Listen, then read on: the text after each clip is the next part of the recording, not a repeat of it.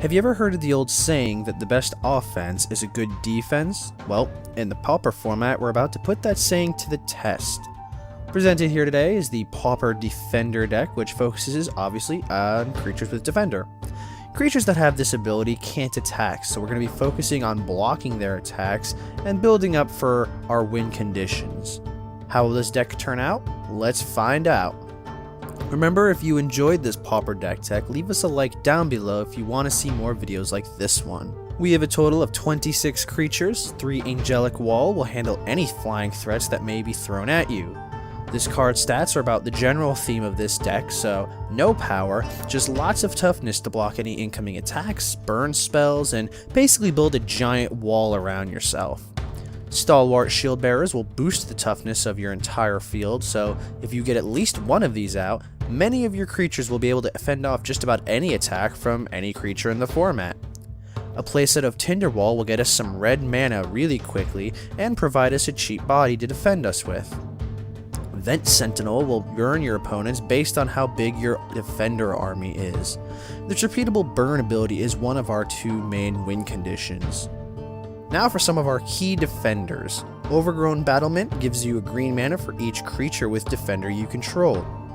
Axebane Guardian gives you 2 mana for each creature with defender you control, and this entire mana production from Axebane Guardian can be in any combination of colors.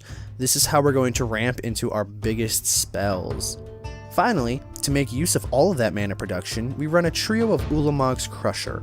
While Ulamog's Crusher doesn't quite fit into our defender strategy, this is the one card in the deck that can actually attack. An 8/8 with Annihilator 2 will be the perfect ender for setting up a giant impregnable wall the entire game.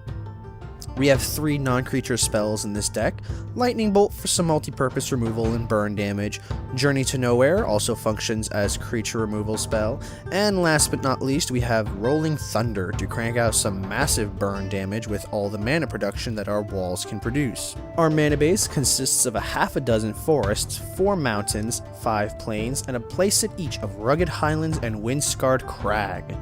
For our sideboard, we have a playset each of Electricity to deal with weenie and small creature strategies, and Gleeful Sabotage to wreck artifacts and enchantments, so Bogles and Affinity beware. Relic of Progenitus kills off dredge decks so Gurmag Angler can't hit the board for 1 mana, and last but not least, Oblivion Ring to handle any permanents that we can't get rid of with our other removal spells. This deck is decently priced at about $25 for the paper version and about 15 tickets for the online virtual version. It's not too bad for a complete deck and sideboard. This deck is somewhat under the radar at the moment, so folks expecting Bogles or Delver or Affinity will be very surprised to see a ton of walls sitting on the defense. That's going to do it for this Pauper deck tech. I hope you enjoyed this strategy. This deck was introduced to me by MTG Amino user Demani, so many thanks to you for this amazingly fun strategy. If you enjoyed this deck tech and would like to see more, let me know by hitting that like button.